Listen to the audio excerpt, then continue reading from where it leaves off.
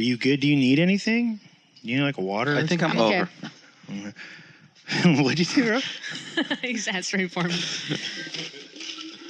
Let's see. Are you getting your notes? Yeah. There's a whole new intro. There is. It's a whole, I have so much new shit to cover. You should say almost not sponsored by Stay Illuminated. Almost not? Yeah. Why? Because they were late. It's not a good first impression. No, but it's not a first impression. At this point, they've been around long enough. I like to pretend everyone. Man, that's a lot of pressure. Yeah. Every time. Is that what Every time. Is that why you I'm always introduce yourself to disappointed me? in you. Yeah. Every single time. Every time we meet. Hi, my name's Chris. I'll go by KILLcRey. I know who you are. I know. And Motherfucker, I've known you for 15 years. And then that immediately disappoints me. Yeah. And I'm let down again. Oh, okay. Hi, my name is Arash. Yeah, whatever. See, we should probably start start the show. Don't flush the toilet.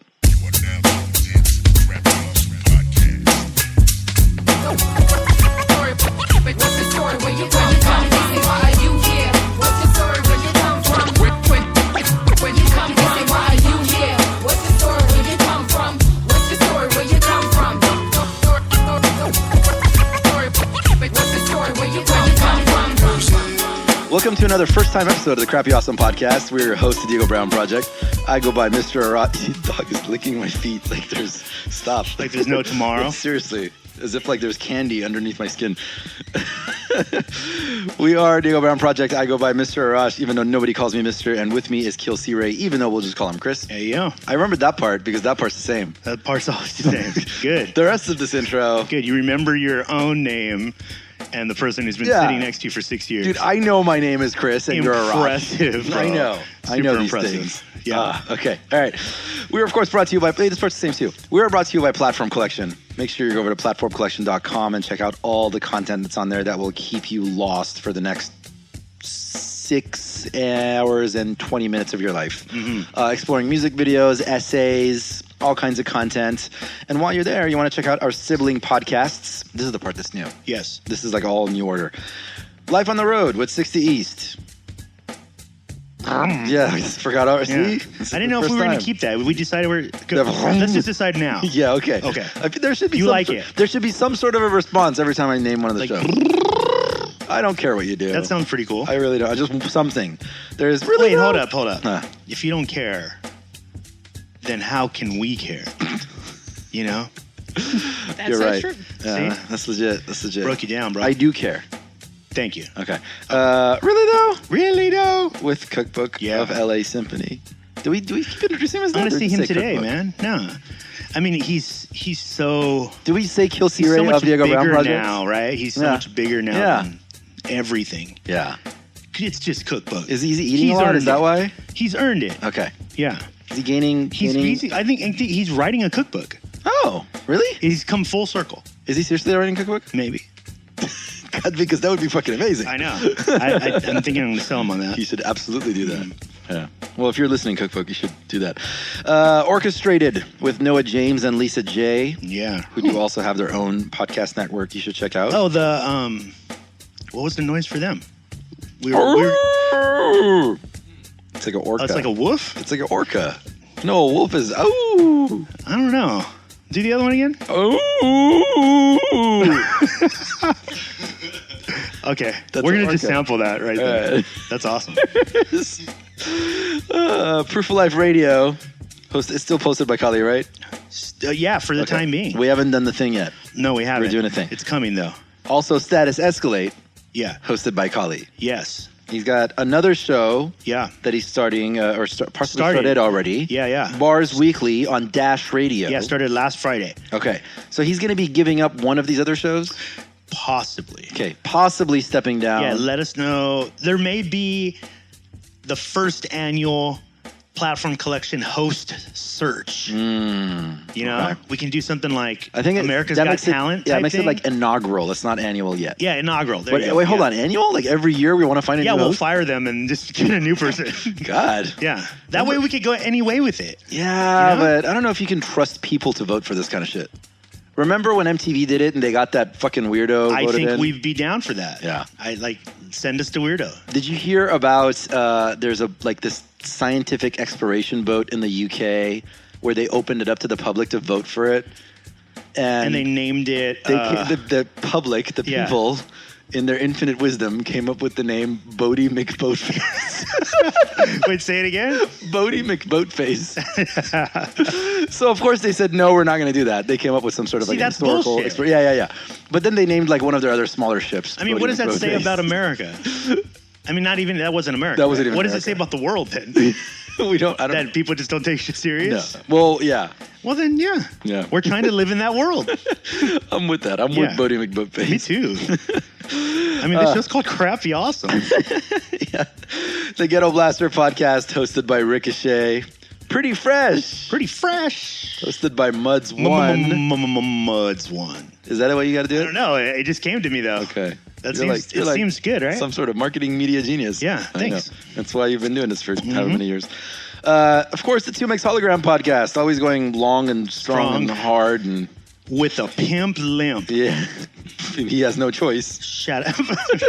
Too soon, man. Yeah. Too soon. No. 2Mx, of course, is back on K-Day with Water the Plants. That's on at 2 a.m. Saturday night, Sunday morning. Late Saturday night, early Sunday morning. Yeah. Shout out to K-Day and Water the Plants. Check that out. And, of course, 2Mx Hologram Radio. That's 24-hour streaming radio station. You can listen to that from a variety of platforms, but we highly recommend TuneIn Radio. Yeah. Shout out to TuneIn. So, wow, that's a lot of 2Mx. Just a lot of 2Mx all over you. That's why you can't feel bad for the dude. Yeah. It's everywhere. Keep trying. Fucking A. Shout out to our sponsors, Stay Illuminated. Yeah. For all your fresh gear and lifestyle needs, visit stayilluminated.com. Yeah. And right now, you can use the following code for free shipping on any order. Are you ready for that code? What? Free shipping? Now, what is this free you speak of? They must have gone mad. They've gone crazy. Gone completely crazy insane. Tony's slashing prices. What is it? A bunch of little dogs running this company? My God. The code is... Yes. We digress. The code is STAYILL17. Yeah. Stay ill.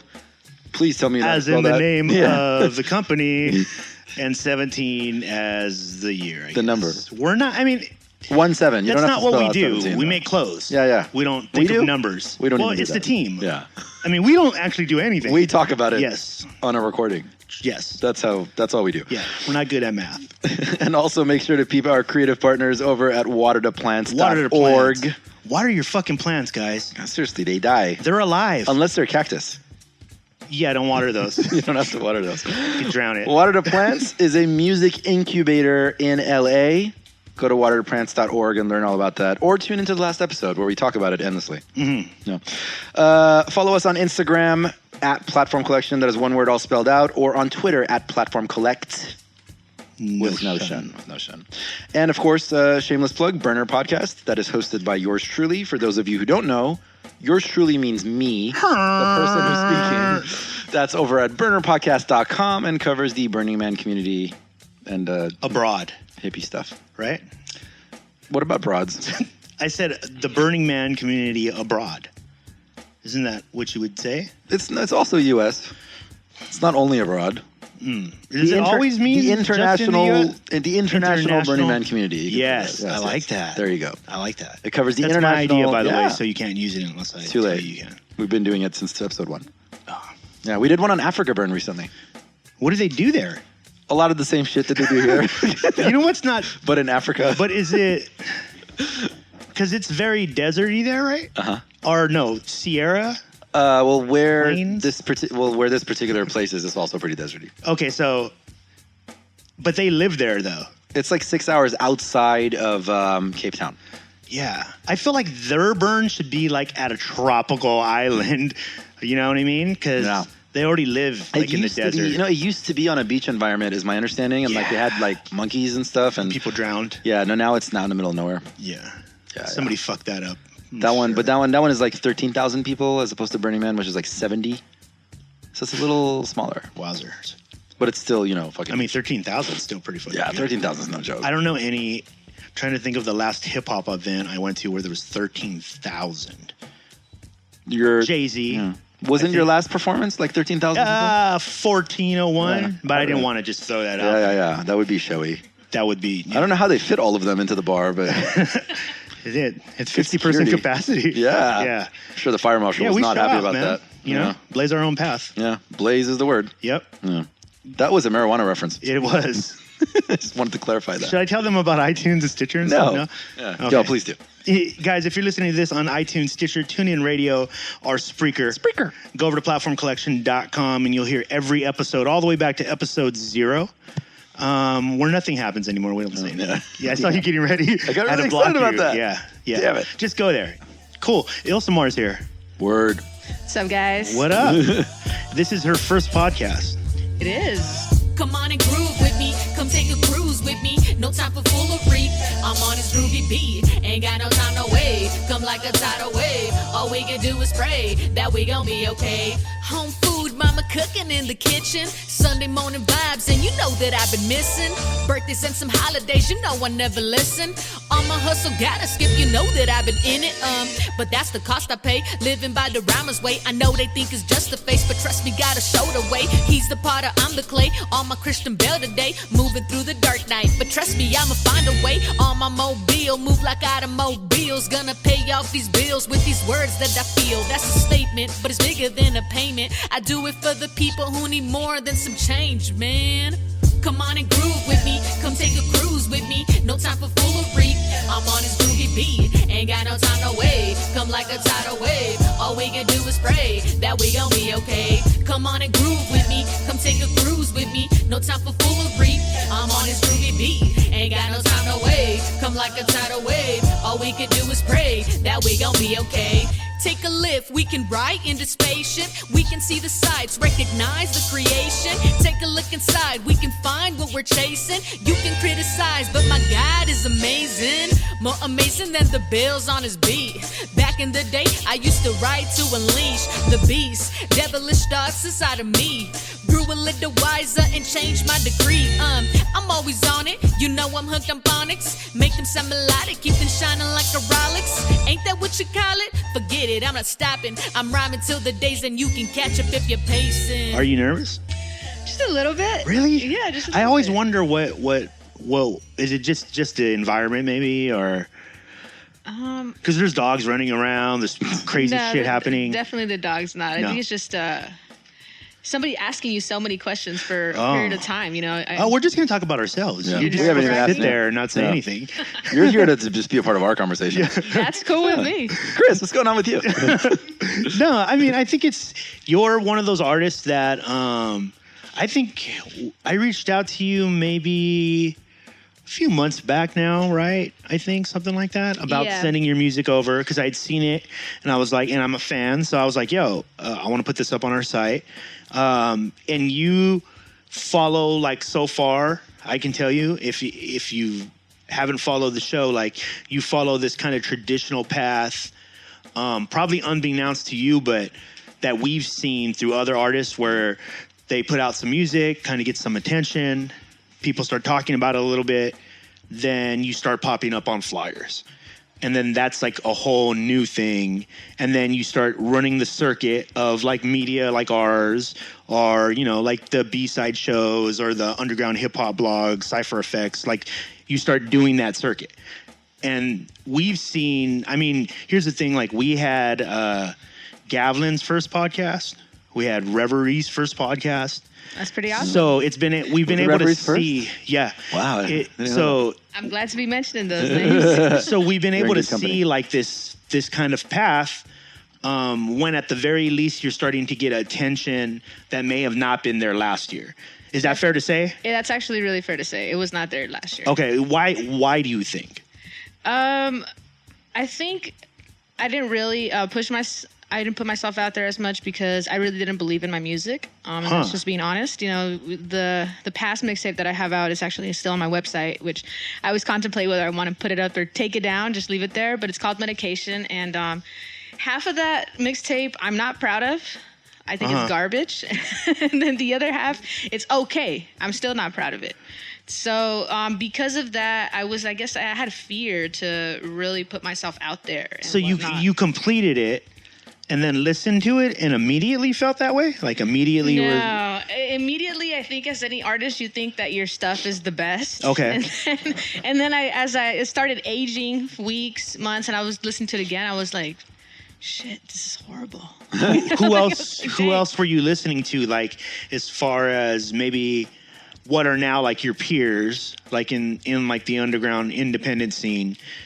Prior to that, like, who were you listening to? In the independent scene? Yeah. At that time, I don't remember because it definitely wasn't... something on your radar? No. Yeah. It was a lot of, I was listening to somebody in Florida. He goes by Andrew Frey. Okay. And he's independent, and I was listening to him, and I was like, dang, like... I really like that guy. Like his whole his music is amazing, and his. And you were comparing yourself. Yeah, and it was just like, dang, this is really horrible. And I don't want to compare myself to other artists, and I'm trying to be in my own lane. But it is natural, you know. So that's what kind of just got me to believe that I had a lot of work to do. Well, let's go back to that. The first mixtape was your first ever release, right? No, it wasn't. I've had other releases before that are not on the radar at all. You won't be able to find it unless you like dig up some like old like Rapzilla.com submissions. Yeah. That I completely deleted those. I can't delete that off their website, but I deleted those because if my medication mixtape was garbage, that stuff was just horrible. Wow. I'm just being honest with myself. And I think as an artist, you have to be honest with yourself when something is good and when something is not. So that's why this last year has been just a breakthrough, really. Putting out some okay music, some good music that I can actually bump to in my car and not feel afraid of bumping it. And you know, contacting some promoters and them listening to my new stuff, and they were like, oh, dang, you know, we actually do want to put you on, and then focusing on really just putting out a single and seeing how that does instead of putting out a project that probably nobody even wants and nobody's going to listen to. Okay, so let's back up then. Where does can you pinpoint where the artist side of you comes from? Like, were your parents artistic? Was there other people in the family that were artistic? My brother is artistic. He's actually in I don't know if anybody here is of Mexican descent, but my brother is in a band called Exterminador. So he's professional and he tours and whatnot. Yeah. So a lot of my family from my mom's side and my dad's side are musicians, but I'd never really aspired to be a musician. Actually, how it happened for me, it was just kind of random. Yeah. Just sitting in a room in a garage and watching my buddies play, and they were just jamming out. We were just smoking and whatever. And he's like, oh, we should just start a band. Illy can be our front man. I was like, I don't sing. Yeah. Like, I have a horrible voice. He's like, oh, you don't have to sing. We'll be like a rock rap fusion band, and you can rap over our rock instrumentals. Yeah. I was like, cool, let's try it out. So that's really how it all started. So, okay, were you listening to hip hop at that time? Yeah, I've always, I would say I started listening to hip hop when I was a sophomore, and actually the first artist I listened to was Tumex. Okay. Oh, shout out to Tumex. He'll love that. Yeah. I think I've actually shouted him up one time on Instagram, told him how, like, if it wasn't for him, I probably wouldn't have been into underground music. Oh, wow. Yeah. Wow. Let him know that. Cool. That's awesome. How did you discover him? My buddy that I knew at the time, because I was into like a lot of rock alternative and stuff like that, and he's like, oh, you know, check this like mix that I made and whatnot. I'm like, cool, like let me put the headphones on, and I instantly fell in love with the boom bap, with the genre, just everything that it was, just like the experience, what they were talking about. It was 3 Day Eviction Notice that I was listening to. Yeah. Oh wow. And I was like, man, this hits home. I was like, dude, this is everything I've been missing, you know. And so and up until then, were you like, could you say you were into music, or? I was, definitely. And prior to that, I used to write. I had composition books and whatnot. And and I grew up, like, I guess kind of very emotional and whatnot. You know, that's the honest part of me, that like, and so I wrote a lot of poetry. Yeah. I had a lot of poems. I had stacks and stacks of notebooks. I just never really put two and two together to put it on a song until after high school. But you were being creative, though. I was, definitely, like, because you were creating from the very beginning. So okay, so then that's kind of, you can kind of see where the art side comes from. Is it just you and your brother? Are those the only kids? Just from my parents. Yeah. That's it. Okay, and I gotta ask, how old were you when you heard that Tumex song that changed everything? I was 15. Okay. It's always interesting to me when like people from like a younger age like immediately identify with underground. Yeah. Because like it's like a deeper. Could be wrong. I mean, I could be like totally aging myself, but like I remember when I was that age, like it was really fucking hard to find people who were into not whatever is the mainstream shit. Yeah, it was like hard too. Like it's lonely, right? It's super lonely. Lonely when people ask you what you're listening to, and you're like, "Who the hell is that?" And I'm like, "Stick to what you're listening to. I'll listen to what I'm listening to." Were you like what kind of kid were you? Like if you had to look back. What kind of kid? Yeah, were you a good kid? Were you getting into trouble? Did you how were you in school? I was actually an honor student. Yeah. Up until I decided to like kind of just, I don't know, I want to say rebel, but then I got a job and then I was on the streets and I started hustling and stuff like that. And it kind of just threw me off like the whole education thing. But I had academic courses in high school that were going to lead me to going straight to like a 4-year college and possibly, getting into a really good school and becoming like a lawyer or something. But that didn't go as planned. Why? Just... when you have a job and then when you're like, you're out and just on the streets. So it was like a conscious choice. You're like, I'm not going. Yeah, I just didn't want to go. Okay, I had my own car and I was just doing my own thing. I was not completely taking care of myself because I was still living under my parents' roof. But, making a little bit of income and then you make a little income in the streets and you're just like, dude, I don't need school. Like I could do this. Yeah. Well, okay. So what introduced you to that side of the streets? Music for sure. Really? Yeah, I think it was music. Just hanging out with like just the hip hop heads, and then after listening to underground, you start listening to other music and like the hustle music. Started listening to Jay-Z. Started listening to Jay-Z, and obviously all he talks about is that, and it's just like it kind of gets you like wanting to do that. She's a product of America. Oh, fuck. Holy fuck. This is exactly the shit I keep arguing with my parents about. No, the music's not going to make you do bad things. Yeah, she's an example. She's completely an example of that. Wow, that's so interesting to me.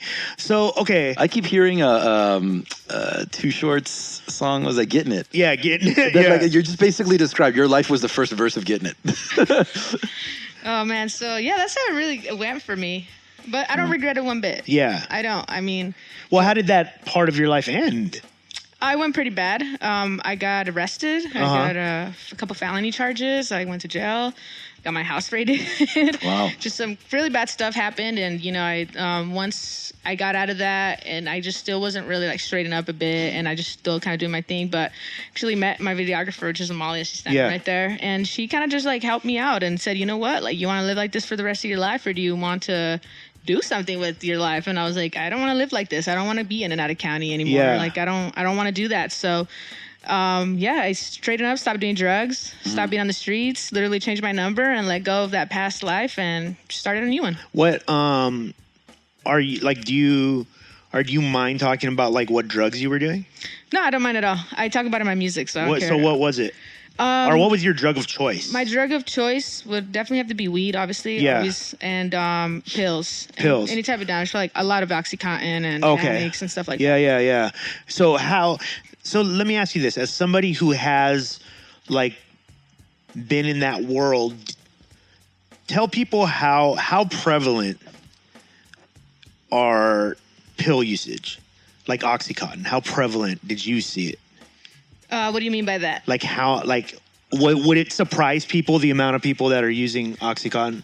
Oh, honestly, yeah. Yeah. It really would. And the people that abuse it. And once you start, I think it would even surprise people because a lot of people are surprised by me that you become so immune to it that you have to start sniffing it. You have to start smoking it. Like it becomes like crack cocaine, but in pill form. Yeah. So there's a lot of people out there, and I use my music to like bring awareness to that, that drug use and the pharmaceutical company and this pharmaceutical industry really does like kill a lot of Americans. Like it really does fuck up a lot of people. And how did you discover the Oxy?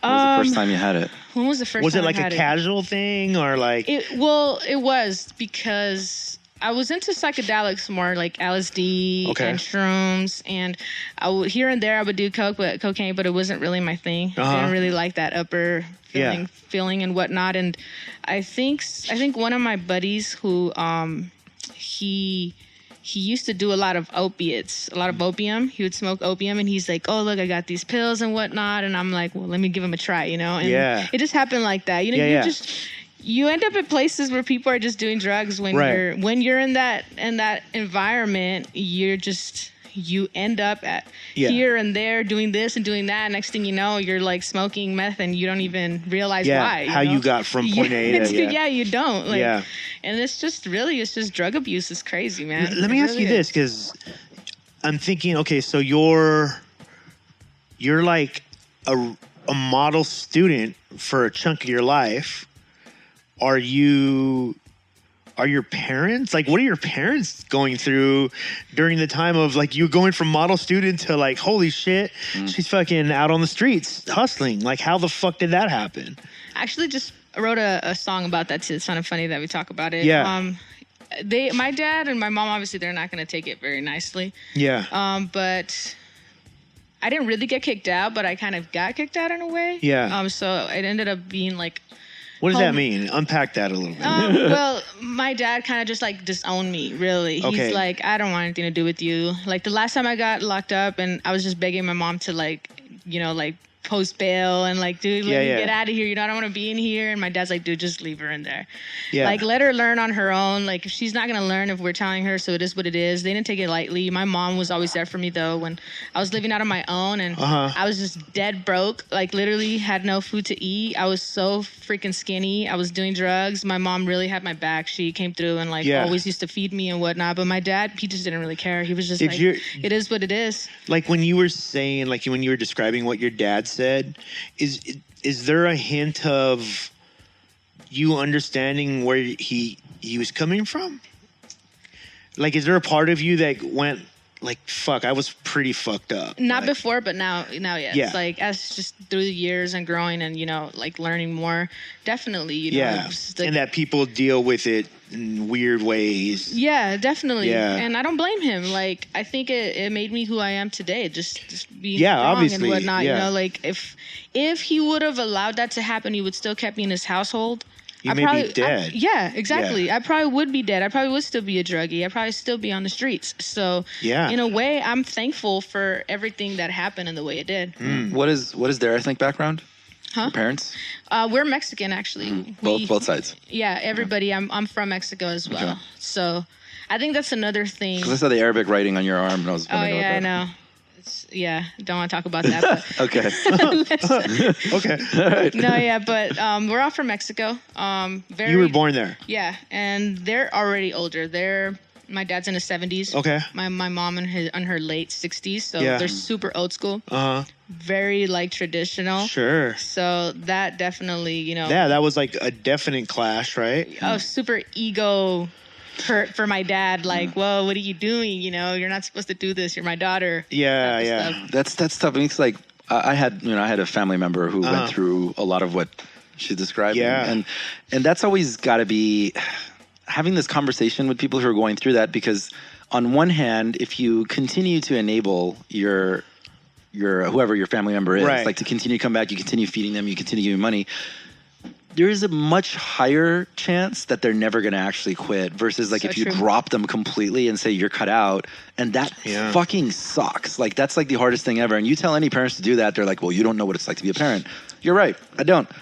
Statistically, though, I think, like, there's like a 50-50 chance that they'll bounce back. It's true. That they'll hit rock bottom and they decide, like, all right, fuck it, I got to get my shit together. It's true. But if you're continuing to enable, there's close to 100% chance that they're never going to quit. Yeah. It's very true. Every time that I come across a situation with people that I know that they have kids, and I give them my experience and they still don't want to listen, I was like, well, I mean, it's on you. I mean, I'm here. There's nothing you can actually do for them. I'm here, I'm living, and I'm letting you know what I went through and what could happen if you just completely just cut it off. But if they don't listen, they don't listen. Okay, so during that chunk of your life, are you making any music? None at all. None at all. Just listening to a lot. Okay. A lot of music. What did you see in your own future in that chunk of time? What did you think tomorrow would bring? Were you looking forward to things? Who are you going to be? Yeah. It's kind of funny to say, but I always really just wanted to be like a drug kingpin join like the Mexican mafia or do something crazy like that and whatnot. But it's funny now. I think about it. Wow, that's interesting. Yeah, it's kind of funny, but obviously that didn't go. Yeah. Well, yeah, because you met your videographer, Molly. Yeah. Okay. How did you guys meet? How did that come about? My last landing place before getting my act straight was I was renting a room out of her cousin's house, and her cousin introduced us. And Amalia's like a straight age, like she does not do any drugs. Laughing. Like she's just that person that like listened to mom all through her life and whatnot. So we were two total opposites. But when she met me, when we started talking, I was practically overdosing. I had just took like 2 ecstasy pills, and I had like took so much cocaine, and I was drinking, I was smoking. I think I had like drank a bottle of Lambrusco to the face or something. Lambrusco. And remember it well. She's like, "Are you?" I don't even know what that is. Yes, you do. I'll let you. You do. Have I had it? Yeah. Oh, okay. All right. Never mind. I know what it is. It's really cooking wine, by the way. I didn't use it for cooking wine. Yeah, I know. I just drink that. Yeah.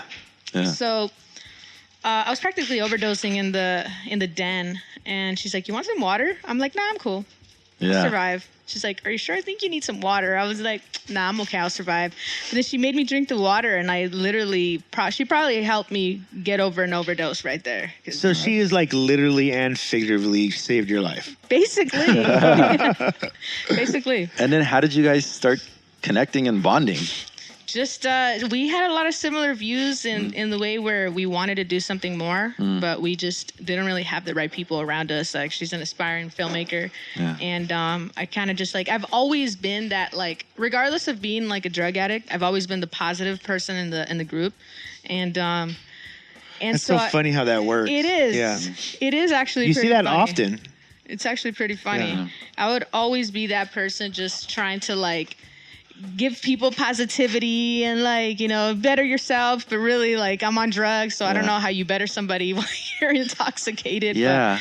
But yeah, that's how really it was. I was just kind of giving her some encouragement, like, hey, if that's what you want to do, you should really do it. Like, go pursue it. Like, if you need me to help you, like, I'll help you. Like, I'll be that backbone.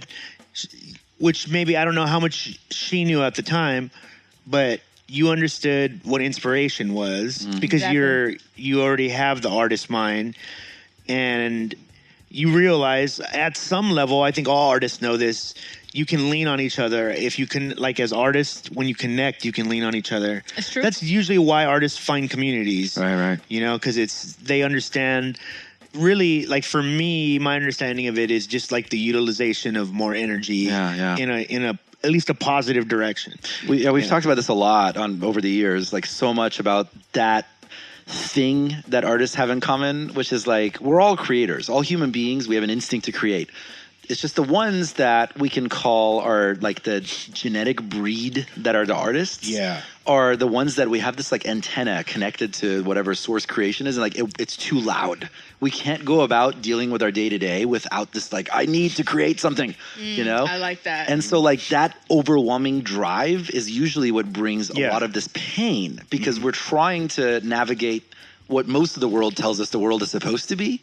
And a lot of the way that I think artists like get into drug abuse is because we're trying to quiet that noise. You're trying to numb it. Yeah. There's this pain. There's overwhelming thing. Because even beyond the money, beyond the excitement, which I'm sure it was, and let's not kid ourselves, there was a level of fun. You were having fun for sure, but none of it was like meaningful. No, not at all. You know what I mean? And you can feel that. Like, and you're an artist, so there was no way that you were ever going to, like, even being a kingpin would have ended tragically because you would have never been satisfied with that. Like, that's not really what you wanted. Yeah. You just knew you aspired to something. Yeah. And then you found somebody else and you're like, oh, this person is the same kind of fucking weird that I am. Yeah. Exactly. Basically. And then she reminded you of what you could really aspire to. Exactly. Right. So, okay, so you meet her, then do you start to get back into music right away, or what's the process? No, we actually started like our own little like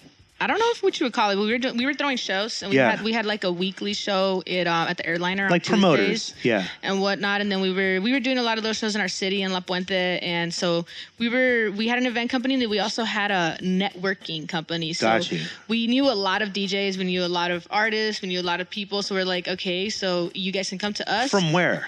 Just our neighboring. Throwing shows, we started collecting a contact of lists. Okay. And we got pretty known to the point where, people out of state were contacting us to come perform at our shows. Rock shows and whatnot. Were you aware of like the current scene that you're now in? Yeah, I definitely You were already aware of them. Okay. Yep. Yeah, I was aware of the 66 scene and the 909 scene and whatnot. We were kind of separate a little bit from it. Yeah. Just kind of doing our own thing. It wasn't really alongside with that community. Yeah. But through that, obviously, and having our friends that were playing music, and that's kind of where it all just kind of like mixed in together. Yeah. And I've seen over the years, and I think you'll see it because you are definitely part of this scene now. Because it's like it becomes, even this right now, what she's doing is kind of a part of being graduated into that scene. And it's like, I've seen this for a while. And what I mean by our scene, for people who might be the first time listening, is like the better part of San Bernardino, Los Angeles, San Diego, almost a complete circle, even going out to Arizona now, Texas. There is an acknowledged scene where we as artists acknowledge each other's presence, and that's basically what makes a scene. There isn't much more to it, but you're in that. And what I've noticed is the scene that you are now in is like a giant circle. And then there's all these little circles around the edges that are smaller scenes. And then the people that rise to the top in those scenes graduate into the bigger scene. Yeah. And it just seems like that's just the way it is now.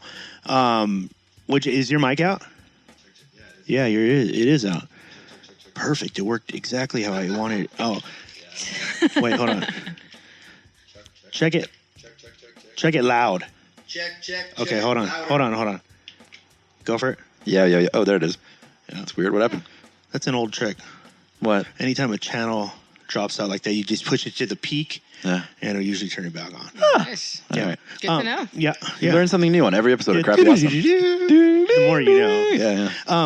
Yeah. So you're now in this scene, and because that's basically what happened, right? You basically built up a good enough network that organically pushed you into this scene, because this is where you go once you start to like work the circuit, I like to call it, So, okay. So at that point, is this at that point, is that where you're like, I'm making stuff I don't really like yet? Is it right at the beginning of that? Yeah. Or? Well, there and up until whenever Medication dropped, which was like, I don't know, 2015 or something. Yeah. Something like that. Yeah. So like really right after that. Yeah.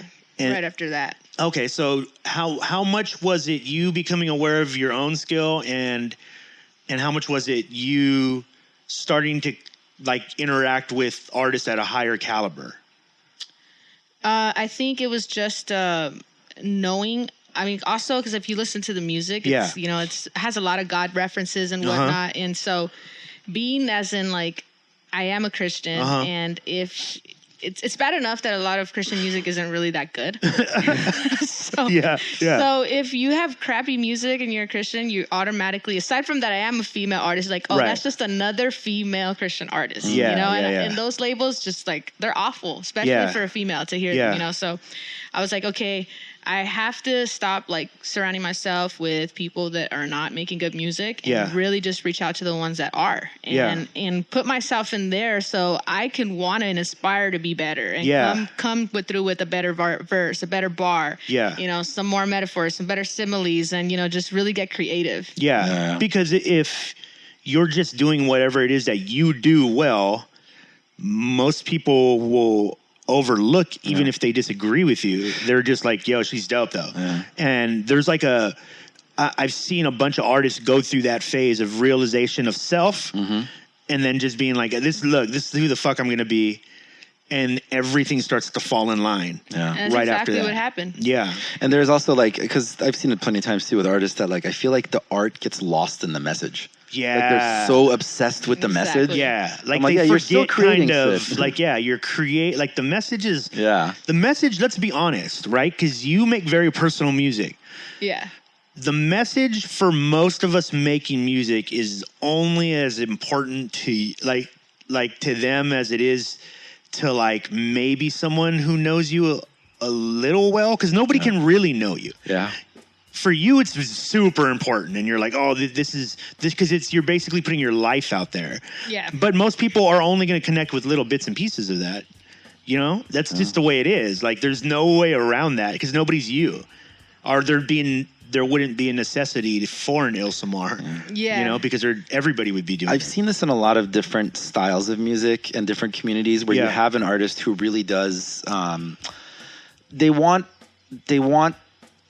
attention from like that particular community, right? Yeah. So they get like overly obsessed with that rather than creating good art that happens to be fueled by that community. Yeah. I've seen like a lot of that. They lose their voice. Yeah, it's not your voice. Then it's just like, do you love me now? Do you love me now? Yeah. Do you love me now? And anytime you do that, you're going to create shitty art. And that's exactly what happened with medication. It's funny that you say that. And I don't mind just like being open about it. Sure. That's exactly what happened. I got so caught up with trying to say Jesus in my song 5 times that it was just awful. Like, it wasn't good. It wasn't art. It was just me trying to like push my Christian faith on people. Right. And it's just like, dude, like it wasn't compelling. It wasn't relevant. People were not listening. It's like, what the heck am I doing wrong? You know? Yeah. Until I really just like broke down and was like, okay, what am I doing wrong and what I need to stop? And it was just like pushing my message to people, forgetting that this is an art form. Yeah. And people more than anything, they want art. They're about art. the vibe. Yeah, they want the vibe. They want the energy. They want to know what. They don't care what you listen to. I mean, I can listen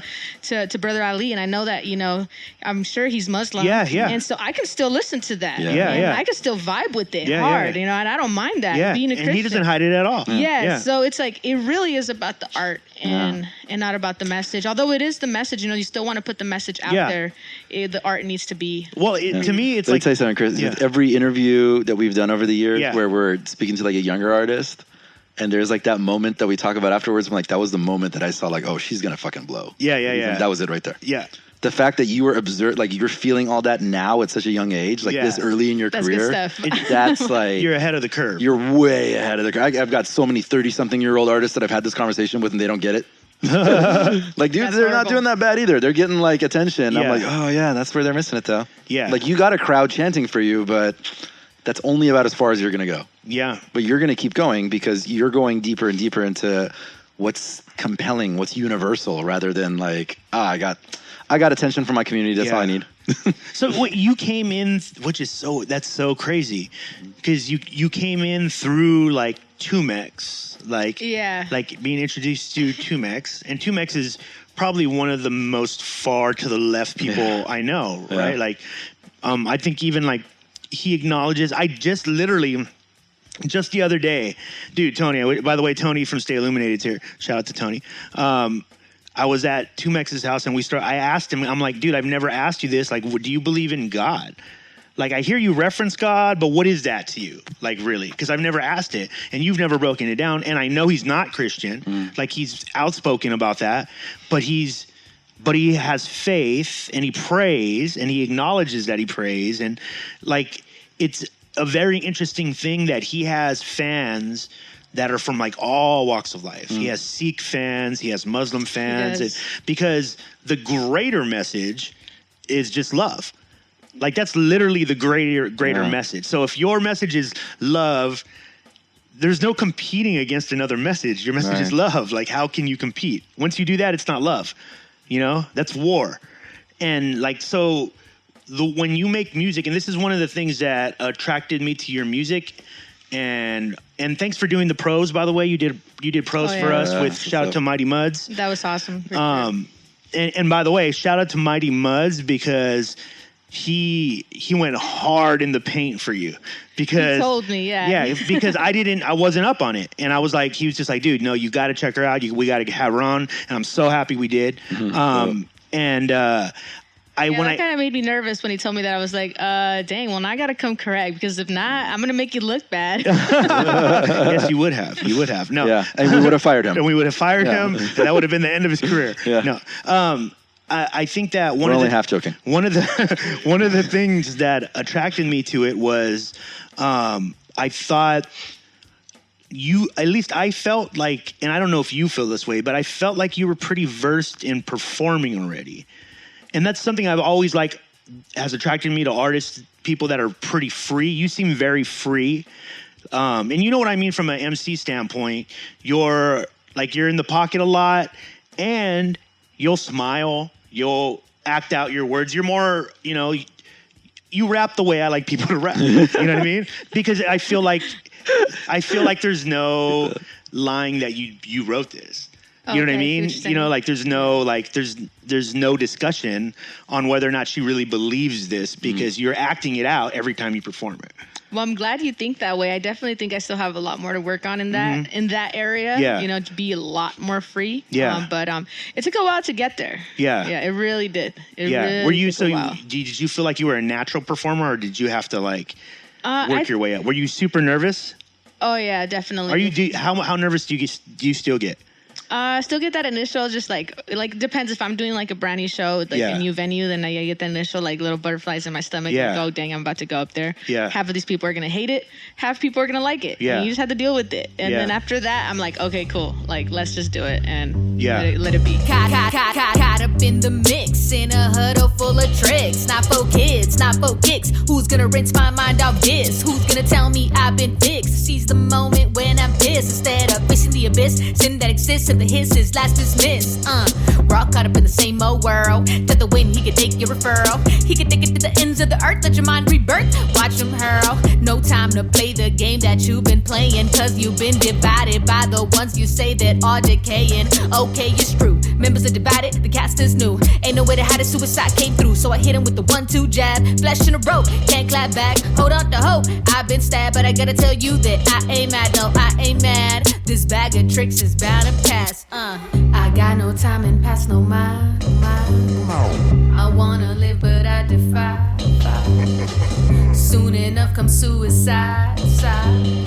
This bag of tricks won't let me fly. Bound to pass, no passing time. Gotta hit him with the 1-2, pass no mind. Gotta hit him with the fire, but my difference in desire got me feeling like I gotta hit a choir. And I know that I'm a liar, it's time to retreat. Got the most to get high before I'm lost in the seas. No cost for the keys, no cost for the peace. Pay the cost on the retreat, pay the cost for the seed. For the seed, time to believe, but I'm living like I never seen the cost of defeat. The rhythm in my heart is an uncalling beat in my mind, trying to tell me that I haven't been deceived. But the enemy, forget it, past the Hennessy. I'd rather be alone, straight up running in my zone. Who's that on my phone? This guy trying to tell me that I'm gone. See, you never seen the road that I did. I travel so far on acid. That's the truth, I can't deny it. Wanna die, but I defy it. Gotta pray and keep on climbing. Meditate and keep on fighting. Is it true or am I lying? Yo, or am I lying? Tricks. And when you say I want to be much more free, what does that mean to you? I think that there's still more that I could do up there to just connect with the audience. Yeah. I think right now that the music is hitting. I think people are listening to it, but I want them to really vibe with it. I want them to connect 100%. I don't want to have to tell somebody to put their hands in the air. Yeah. I want them to do it on their own because they really like it. Basically, what I go and experience an artist that I like, I want people to do that same thing when they come to see me. Yeah. So you're again, just from an observer standpoint, I feel like you're at a point right now where, at least, and I don't know if it seems like it, correct me if I'm wrong, but it definitely seems like you guys, as a team, are kind of shifting your consciousness definitely to online. You have your camera person making content. You obviously are understanding the necessity for that. You know what I mean? Yeah, this is definitely. Yeah, this is something that most artists don't do.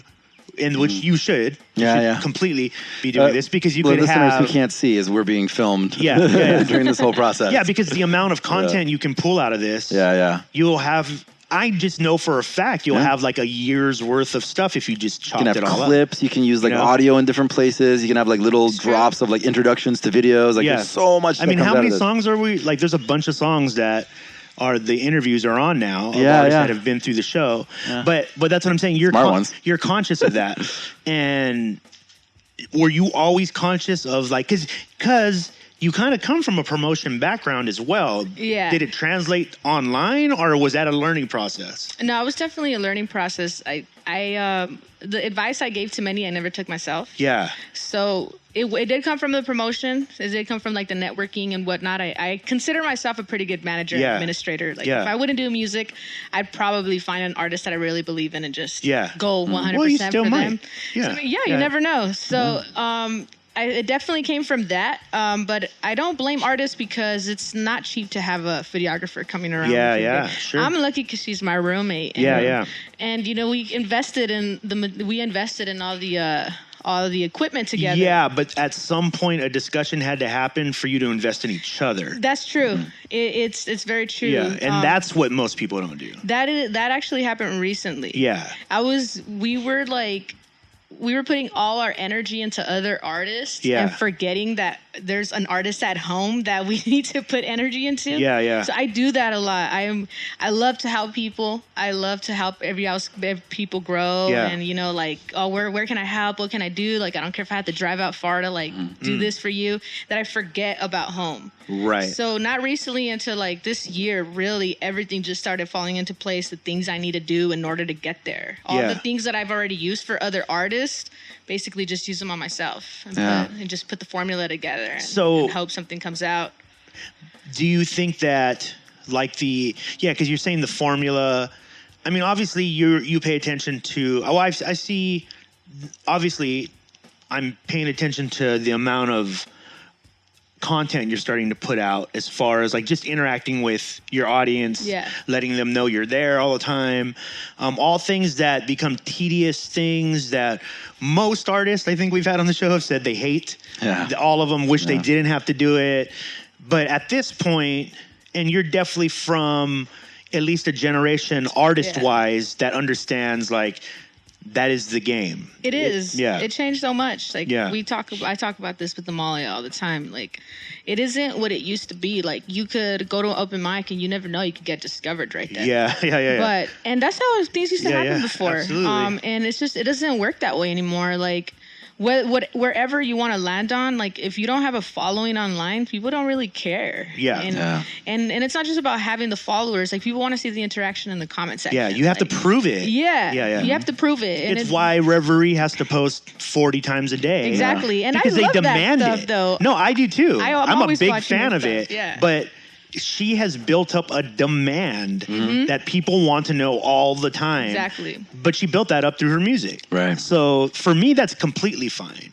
And you're obviously aware of that now. Is there any part of the business that you don't like?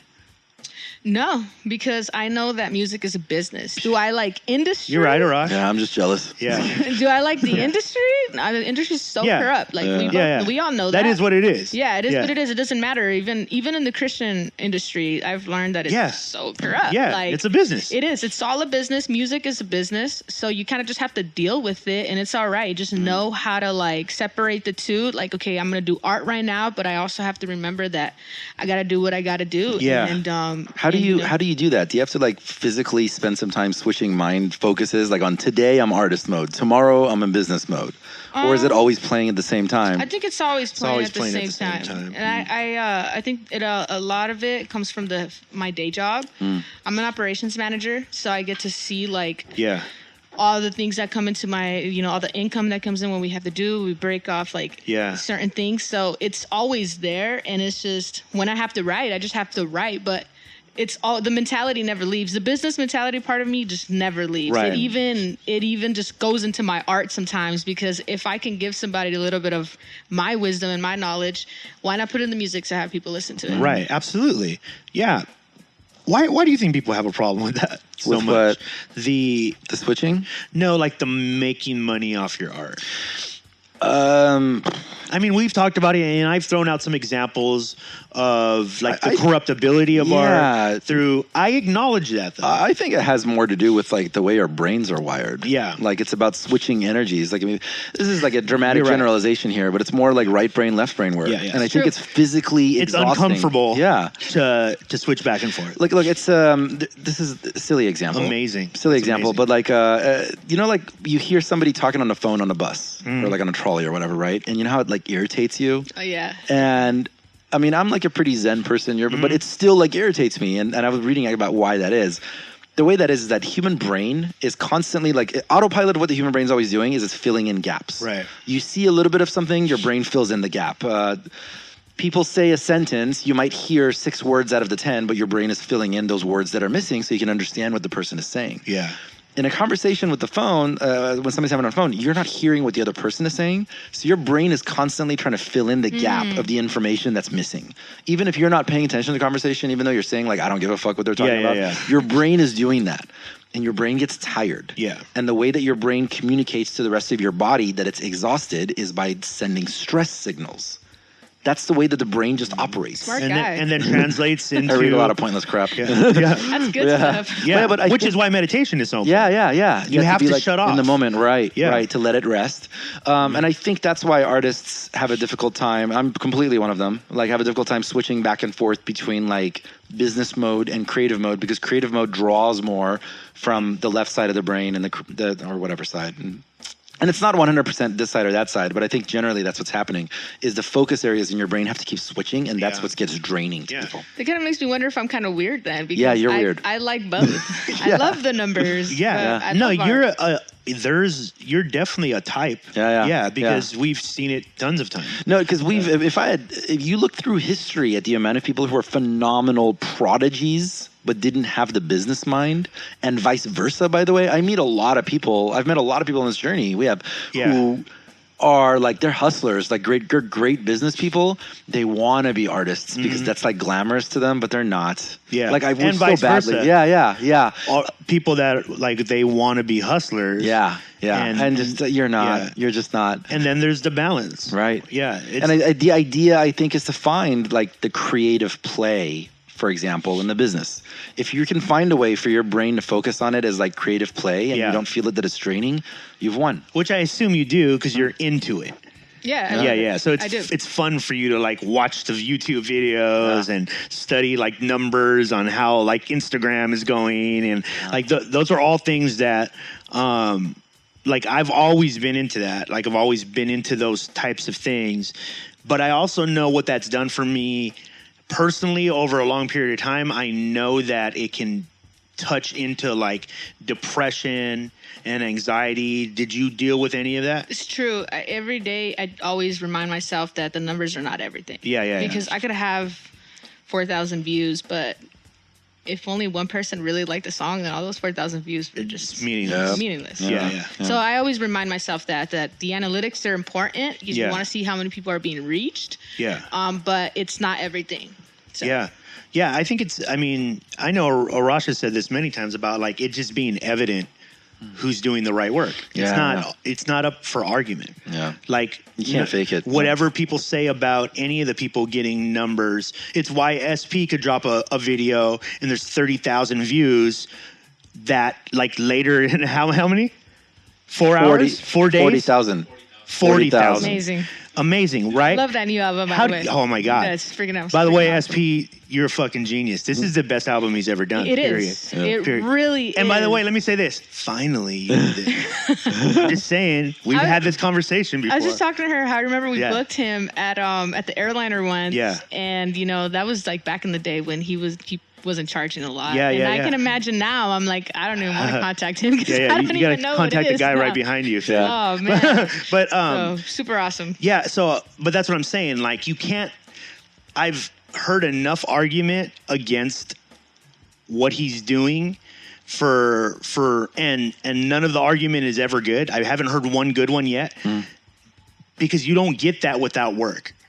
You just don't get that because. Otherwise, you don't know what the fuck you're talking. If you think otherwise, you don't know what the fuck you're talking about. This is business. There is a business aspect to this. Exactly. That's hard work. 30,000 views, or 40,000, I'm sorry, 40,000 views that quickly, that's hard work. Yeah. That's loyalty, fan base, and all you got to do is go to his Twitter, because it plays out right there, and you can see it's nonstop. Mm-hmm. People just wanting a little bit of his attention because they love what he does that much, that it means something to them to stay on fucking line for an hour to try to get his attention. Yeah. That's true. That's work, whether you like the art or not, right? Because that is irrelevant, by the way. Yeah. If you don't like it, it should be irrelevant to you. You shouldn't even know about it. If you don't like it, you don't have to do anything. Mm. But obviously, that's as like I don't think you can look at like an SP or a Reverie and go like, that's bad business.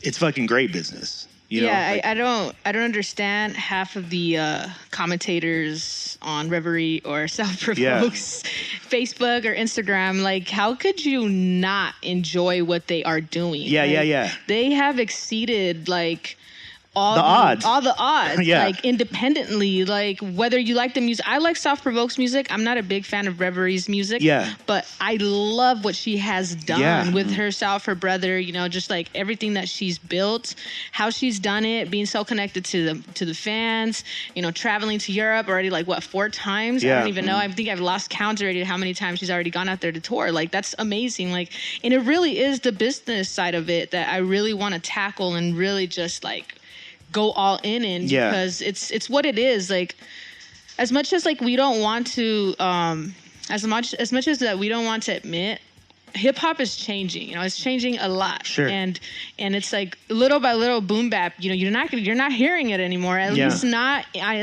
at a wider arena of places. Like, it's gonna be in the underground. It's gonna be. It's not going anywhere. It's not going anywhere. Yeah. It's just not consumed at the level it used to be. So how do you do that? How do you like meet producers where you could still keep to your true roots and and stay basically like relevant, and that's what they're doing. Yeah. Because you listen to Self Provoked, the music's still fire. Like, It's not bad.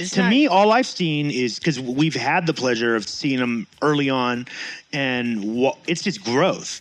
You hear this album and you're like, he found his spot finally. Right, Mm-hmm. Like, because I think up until this album, and I think I've talked to him about this, is I felt like because he was so young, he came in very influenced by what was around him. Mm. But he's not that young. He just turned 25, right? Just turned 25. So, oh wow, he can rent a car. Yeah, he can finally rent a car on his own. But so now he's at a point where, of course, he doesn't like the shit you saw when he was 16. Yeah.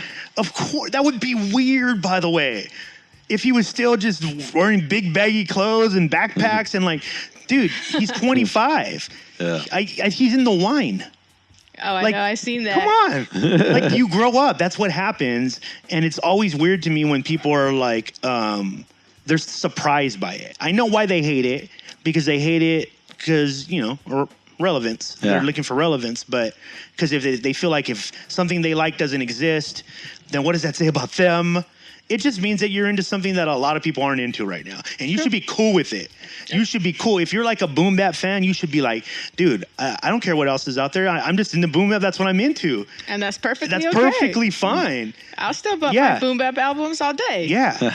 But okay, so talk about that, because you're influenced by like true school MCs, because you came in through Tumex, who's like the mayor of the underground, and but your music reflects like very relevant times, like right now. Like, it's not like you hear it and it's now, like, why do you, are you going even further that direction with what you have coming up? I don't want to go too far in there now. Yeah. Like, I mean, you definitely won't ever hear me on some mumble stuff, Yeah. I won't go that far. But no, I think you care about MCing too much. Oh, no, I do. I'm talking about like sonically. I want to do some like 808s and stuff like that, here and there, but I don't want to go too far. Like, I don't really want to lose my roots completely. Like, I love boom bap, I love 90s rap. Yeah. Like, that's what I grew up on. That's what I listened to. So it's like, I want to dabble in with some newer school. Yeah. And obviously, because you want to give the people what they want to listen to, but I'm still gonna give you verses. I'm still going to give you bars, and I'm still going to give you all of that. I'm not going to let that go. Yeah, I think that's what, like, to me, like, just the last thing about the SP album is I think that's what I enjoyed about it the most. Yeah, exactly. Is that he didn't, like, he's obviously a dope MC. It's not up for argument when you hear him spit, but sonically you can just tell, like, he's listening to other music. Yeah. And that's dope. Like, oh, you're just listening to a bunch of other shit. But MC wise, he hasn't dropped it at all. And I never understood why people think there has to be one or the other. Yeah. Like, to me, it's way more creative when you fused as much as you can and you're able to pull it off. Because pulling it off, to me, is the thing that gets me excited. Because that's the marketing part. That's telling the story. That's making your audience understand why it makes sense what you're doing. Because it's like you have to be able to keep up that tempo and rap fast. Yeah. So if you could do that, that says a lot about your MCing. Yeah. It says a lot, because automatically when you listen to a beat like that, you want to slow down. Yeah, and he did the opposite. He did the complete opposite. Yeah. Like, then that was freaking amazing. Yeah, because I think... It's definitely on rotation in my iPod right now. I think it's one of those things when you do it, and I love when artists do this. Like, you can tell things are going to be a little different after it. Like, the people that are following suit, you can tell, like, people are going to... Like, they saw SP and they're going to be like, oh... Okay, let's do a bunch of stuff like that, which is the wrong thing to do, by the way, people. If you're listening, don't copy some shit that somebody else is already doing. Fuck, I'm already 3 songs in my album. You're going to have to erase them, bro. Do whatever it is that you do naturally. There is no way around that. There's literally no way around that. I think every artist we've had on this show reached that point at some point that made them be, like, where you can tell now, like, oh, okay, they have a full concept of self, you know? Because it's so, and provoke. Because I think it's so important when you're trying to connect with people, which is what we all kind of are trying to do. Otherwise, you just keep your music to yourself. So you're trying to connect with people. If you're trying to connect with them, why are you not making it as digestible as possible? You know what I mean? Because they have to have something to relate to. Otherwise, it's kind of just arrogant. You know what I mean? It's why I've never, like, you know, I don't buy a whole lot of, actually, time and place. I'll say that. Time and place. But I don't bump a lot of, like, hustle music. Because a lot of the music that I hear that is, like, street inspired are things that, it's about things that people want when you're in that situation. And that's a tough situation to be in. So like, when I hear like Jay-Z or fucking Diddy or anybody like that at a pop level that is talking about a bunch of stuff that I can't have, and not only saying that, they're telling me I can't have it. They're saying I'm the dopest. You're not, nobody can have this shit. That doesn't appeal to me. Like, life's hard enough. You know what I mean? Still does appeal to a lot of people, though. It does. For some weird reason, too. Because I think most people accept that all these things are out of touch for them, is the thing. And we're all used to tasting just enough of it to know I'm aspiring towards something in my life. Yeah. Well, you don't think anything isn't possible. Yeah. And I think the people that listen to, like, that and put themselves in that position, it's a very lazy thing to do. Because it's a pure person's way of being relevant. Like, that's all you're saying. Yeah. It's a very easy thing to do, to go like when you're making music, especially, right? Like, you've made music, Arash. Yes. He turned his mic off. Yeah. Thanks, Tony. Tony's trying to get us drunk. Tony. He's like the hostess with the mostest all the fucking time. I don't trust you with my water bottle because I don't know if it's going to come back with beer in it. That wouldn't be so bad, though. Yeah. No, I'm actually having cold pressed coffee with almond milk. Oh, okay. Wow. And some protein powder in there. Oh, wow. Yeah, he's usually not this smart at all. Yeah. No, he's like our dumbest friend. Am I losing my mic again? I don't know. Maybe you're losing your mind. Check. See, can you hear it? Or is it mine? All right, I hear you. Okay. Anyway, you're saying music. I was making music a little bit. Yes. Okay. So, you know, when you make music, and I remember one of the things that frustrated you the most was not being able to get what's in your head out quick enough. Yeah. Because your mind's moving so quickly and you're just like, fuck. You know, like, and that's usually a combination of a lot of things, right? Like, that's a combination of not being able to afford something that would do that. Yeah. Environment. Lack of training and equipment. Lack of training. Yeah. There's a bunch of stuff. The artist and the people who push through all the time, which is why being by yourself or being in small teams happens so much, because it is very rare to meet other people who are willing to push through that part. Right. Most people will get to a certain point and just go, too hard. Let me try this. Yeah. Too hard. Let me try this. Let me ask you guys this. Does it interest you to observe something that you can't ever imagine in a million years doing? And like, I think about that like with sports, for example. Like, I don't know. I think that's why from like childhood, I didn't really care about watching sports. I'm like, I can't even fucking do that. But whereas like as I got older and I got in better shape, why is that happening to you? Test it. Loud. Check. I'm back. Yeah. That's weird. I don't know, man. Yeah, that's why like sports didn't interest me at all growing up, because I'm like, I can't even fucking do that. Yeah. Whereas like when I got a better idea of how to do some of it, now it's a little bit interesting to me. Yeah. It's probably too late. Like that ship sailed already. I'm not gonna like get into football now at 35. Yeah, but that'd be great if you were like a walk-on at like a college. Randomly. They'd be like, who's this dude? But I wonder if that's part of the wiring that some people have. Like we're interested in things where some part of us can connect to doing it, or are interested in doing it at some level. Absolutely. But most people on the planet don't need to feel like they could ever do that. Most people like to read like, not again most people, like a lot like gossip magazines, for example. They have a huge circulation because people want to learn about the lives of these people who live lives that they'll never in a million years be able to afford. Yeah, but those people are like basically just masturbating. Because that's all they're fucking doing. Is that what it is? Is that what Jay-Z's fan base is? Absolutely. Or Diddy's fan base? Dude, how do I know that? Like, dude, my mom watches like Housewives of Beverly Hills or whatever it is. There's not a moment that she's not watching that and not imagining herself in that situation. That's true. But does she think she could potentially be there someday? No, that's why I'm saying it's a lazy thing to be that way, because what you're doing is just like, I'm so disconnected from actually doing it for a variety of reasons. A lot of people, it's just hard work. I don't want to do the hard work. They're just like, I'm okay with just imagining that. I'm good with like living through that. And pretending. Yeah. It's like porn. That's what reality TV is, right? That's why it became such a big thing. It's because people's... And it's the same part of that thought system that makes it so people feel that it's okay to write horrifically mean things on YouTube. Oh, yeah, because you're so disconnected. Yeah, you're so this is such not a real person it's to you. It's just TV. Yeah. Whereas me, like... Reverie's not a real person. Yeah. She's on TV. Well, we could even go further. Honestly, we'd say, like, I couldn't imagine publicly saying mean shit about, I don't know, Snoop. Yeah. I feel like, he's like a real person. Yeah. I don't want to be a dick. Yeah, most people... But most people be like, nope, he's not even a real person. Yeah, I think something on TV. I definitely think both things are connected. Yeah. Yeah, which is why...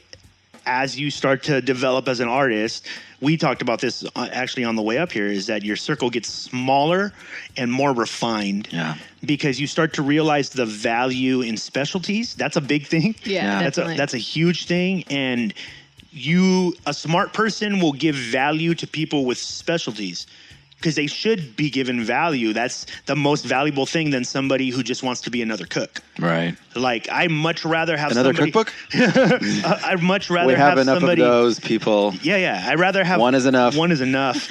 No more cookbooks. I'd rather have somebody who's like good at coding than somebody who's like, I'm into music. Oh God, dear God, please. Yeah, can we please have somebody who's good at coding? That'd be great. That would be amazing. I mean, I can tell you, like, people like, staffing Platform Collection, there's nobody that contributes to Platform Collection that doesn't have that mindset. They're literally like, I'm not trying to like give this job to anybody else. Like, I like this job. I like writing, or I like posting, or I like, being a curator or filming. I like those things. I'm not trying to just be famous or be known, because at the end of the day, that doesn't contribute to anybody, Like, nobody in that situation that is just trying to be famous. By the way, there's probably people who are listening to this that are like, but I thought that was the goal. I want to be famous. That's why people don't like you that much. Yeah. That's why people are not around you that much, because you're not really about anything. You're just about being famous. And, there's nothing worse than that kind of energy around, I think. You're just resetting the thing. Why does that keep happening? I want to sample that. We're just going to play that throughout. It's Arash coming back into reality. And by the way, every time you hear Arash cut out, he's really disappearing. We don't see him. It's because I'm smoking DMT. Yeah, it's weird. Cookbook. Oh, he's talking about DMT again. That's right. We said it again. So what can people expect from you this coming year? For the rest of 2017, what should we expect from Illsamar? Definitely just maybe 2 songs every single month. Wow. Yeah. Nice. Good for you. I already have most of it written. Just trying to get a little bit more. I bought some equipment because getting in the studio gets really difficult because I have a full-time job. Very smart. And I'm not trying to let that go because got to pay bills, Yeah. So music doesn't pay bills. So Yet. So definitely going to do 2 songs a day. So blessed to have Amalia who does videos and whatnot. Yeah. So I'm going to do my best to put out a video for every single one of those songs. Wow. Awesome. And that's going to be for the rest of the year. Just do that, and then next year, hopefully, bring out a project. Well, I can tell you this: you do that for the rest of the year, you're not going to be able to predict the amount of stuff that you're going to get into. Trust me, that amount of work will translate. There's no doubt about it. I'm hoping There's for literally no doubt about it. All you got to do is just keep your head down, keep doing it, crank it out, and trust me. We have a team member, Kali. He's doing Bars Weekly, which is a weekly rap for the entire year. A whole verse? Yeah, whole verse and a video for it every That's week. hard. Yeah. So big ups to that guy. Yeah, and I told him, I was like, bro, because he's just man, I don't know if people are getting it. I was like, people aren't going to get it till December. Yeah. When you get to December, they're going to go holy fuck. Yeah. I tell people that with podcasting. I'm like, people don't care about episode 7. No. They'll care when you're at episode 63. Yeah. Because you're making it matter. Yeah. Yeah. Well, dude, I hope everything goes great for you this year. If you need anything from us, obviously you're Platform Collection family now. Thank you. Appreciate that. First podcast, you made it through. It wasn't that bad, right? It wasn't that bad, no. I think the beer helped, though. The beer helped? Okay. Well, hey, we know how to treat them. Yeah, right? Absolutely. Shout out to our sponsors, Stay Illuminated. Right? Thank you for the Heineken sponsorship. Yeah. Dude, that's what's up. Tell everybody how to get in touch with you. If they want to send you beats, if they want to look up your music, let them know. Illsamar.com, and everything is at Illsamar. I am literally the only Illsamar you'll ever see on social media. Nice. So it's easy. ILLSAMAR. It's exactly why I chose that name. Yeah. And Illsamar@gmail.com if you want to collab or do anything like that. It's actually on my Instagram and stuff like that. So go ahead and do that. I have a new song. It's called On My. That's on my Facebook right now if you want to check that out. Yep. Produced by Yo Almo. Shout out to Yo Almo. Got another one coming out from him in the next week or so. Yeah. So definitely check that out. And hit me up. Illsamar.com. I got a show coming up pretty soon. I got a few shows. I'm going to San Diego soon. Oh, right on. And perform out there. And hit us up when you're down there. Cool. That's where we're at. So cool. Guys, and if you're listening to this on TuneIn, Stitcher, iTunes, Spreaker, go over to platformcollection.com. You'll see all those links that she just said, and you can just type in Illsamar in the search button, and the stuff that we've posted from her will come up. Word. And forever on now. So everything you put out, please send it over. Send it over to Hip Hop Eddie, who's been here, by the way, the whole time. Oh, you've been here the whole time? The whole time. It just dawned on me that Hip Hop Eddie's been here. Yeah. All right. Right on. Cool. All right. Well, thank you. Thank you. Thank you guys. Appreciate it. Yep. You may now flush the toilet. You can sip your rubber tussin'. I've been thinking about deposits, reminiscing about the mosh pits and the way I used to flaunt it. Always time my day like Rolex and my savior like the Onyx. And my day feel like hydraulic. My emotions be neurotic. On it. On with my day like a dollar. Always on the flow trying to make things go, but it don't seem to go, so I let things go. Honest. I be in a groove like a do-si-do while I watch things go, but I can't say no, cause the Lord say so I gotta let it go, just the way things go. I ain't really got no patience, I'm causing all this mayhem. Slug, I do relate him, I listen and replay him. All about what my kids say, I'm grubbing on this kimchi, watching how my team play. Defense, this is Dre Day, like it's payday. On the way to the way, shawty Mayday. And I don't understand people shade day, but I only show love, you can hate me. I got love for enemies, I got love for all the streets. Abba gave me all the keys, mom and pop race know to me. I got multiple personalities, I'm living in my own fantasy. reality, get the best of me. No, really, it get the best of me. God bless me, I invest in me. I do it every day, make the best of me. Oh, can't you see? No, you don't believe. I'm rolling solar power, no gasoline. Mind trick, it's a mind game. Bars gonna punch like Dre's game. This not for the fan, you can abstain. You might cry, get the punch like Bron James. See the way in my lane, I'm a crazy terrain. And the savior he came, so I had to refrain. Say goodbye to the game, say hello to my pain. And I'm not going back, no, it don't make me lame. Gotta keep steady position, watch my moves, I'm a magician. See you see, but you don't listen. See the shade, I see you hissing. Pardon me, no, wait, pardon me. Where my manners, they far from me. The Christian thing is hard for me. But if you ace the test, I wonder if you place the best. This life is like a game of chess, the least will sure replace the best. Game of Thrones and Game of Clones. Some they know ride to play some bones. They not conform, but they want to form. Rather live their life in their own accord. It's not okay, it's not okay. I do not judge, but I relate. With all my peers, I don't debate. If it's not love, I won't intake. If it's not love, I won't intake. God upon the pedestal, I'm upon in his estate. Pull a chair or pull a stool, I'ma tell you where's my faith. Used to think I had some clue, now I know they fabricate. Make us in a puppet fools, watch us as we click the bait. I was longing in the school, now I think I can debate. God upon the pedestal, I'm upon in his estate. Pull a chair or pull a stool, I'ma tell you where's my faith. Used to think I had some clue, now I know they fabricate. Make us in a puppet fools, watch us as we click the bait. I got multiple personalities, I'm living in my own fantasy. Reality, get the best of me. No, really, it get the best of me. God bless me, I invest in me. I do it every day, make the best of me. Oh, can't you see? No, you don't believe. I'm rolling solar power, no gasoline.